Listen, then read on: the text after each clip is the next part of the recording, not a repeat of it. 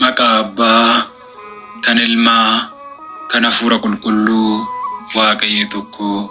Ameen.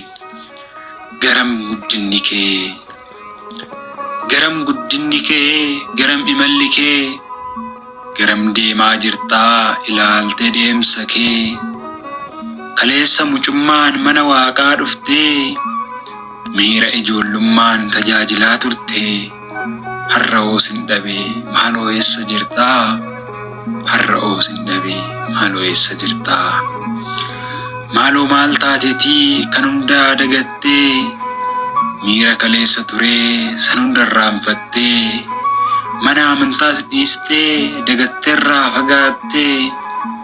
Maaloo garuu obboleettii ati obboleessaa, mee akkasiin deemtee dhugaaf eessa geessaa? Mee akkasiin deemtee dhugaaf eessa geessaa?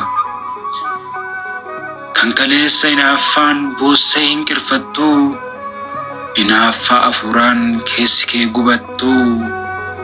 Har'a eessa deemee jaalala amantaa kee? Mee dhaabbadhu ilaalii madaalii miira kee. Anoo natti hin tolle ilaalee haala kee, anoo natti hin tolle ilaalee haala kee. Inni halkaniif guyyaa yaadan wixxifattuu, mana amantaa deemuuf kan shurshuraa ooltuu. Miira ijoollummaa taliilan boorofneen, yaadaaf yaaddoo biraa takkaa homaa hin qabneen. Inni buutee baatu har'a eessa jiramee? Inni buutee baatu har'a eessa jiramee? Gooftaan mana isaatti si barbaachaaf dhufee, mucaan koo eessa jiraa jedheetoo si dhabee. Atoo eessa jirtaa? Maaloo maaf dhabamtee? Gooftaan barbaaddamtee maalumaaf dhabamtee? Atoo eessa jirtaa? Eessaa awwaattamee? Atoo eessa jirtaa? Eessaa awwaattamee? Gooftaan dubbii isaatiin akkuma dubbatee, har'as jechaa jiraa maaloo mee maal taatee? Jaalala kee duraa san hardhistee jirtaa? Maal taate mucaa koo garam deemaa jirtaa? Jedhee nu gaafata Gooftaan garam jirtaa? Jedhee nu gaafata Gooftaan garam jirtaa? Dafii of yaadadhu mee dammaqi maaloo, riiba keessa jirtuu keessaa ka'i maaloo. Kufaatiif hin fiigiin hafuuraan jabaadhu, foonummaatti hin kufiin hafuurummaan jiraadhu. Addunyaaf iddoon laatiin amantaan jabaadhu, addunyaaf iddoon laatiin amantaan jabaadhu. Har'aaf guyyoomfamtee faayidaa biyya lafaan, Waaqa kee dagattee isa boru hafuun.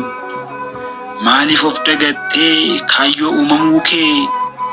Jireenyaaf uumamtee garbicha ta'uu kee, jireenyaaf waamamtee du'aaf of laachuu kee, jireenyaaf waamamtee du'aaf of laachuu kee.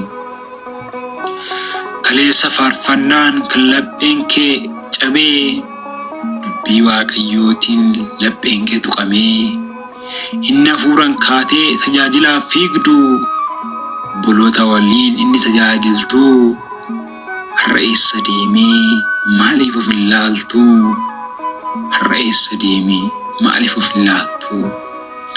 Faarfannaan kaleessaa sirbaan bakka bu'ee, shibshaaboon kee kalee har'a daansii ta'ee.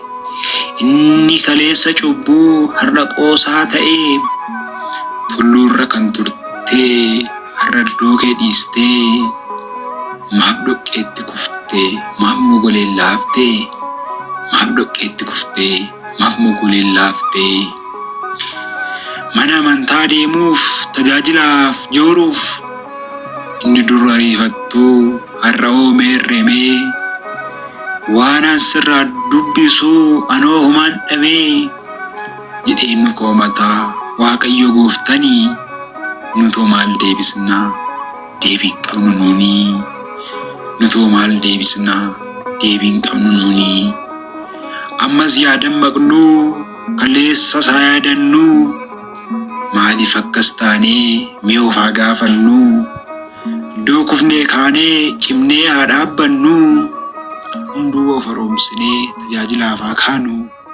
Galma keenya ilaalaa fuulduratti haa deemnu.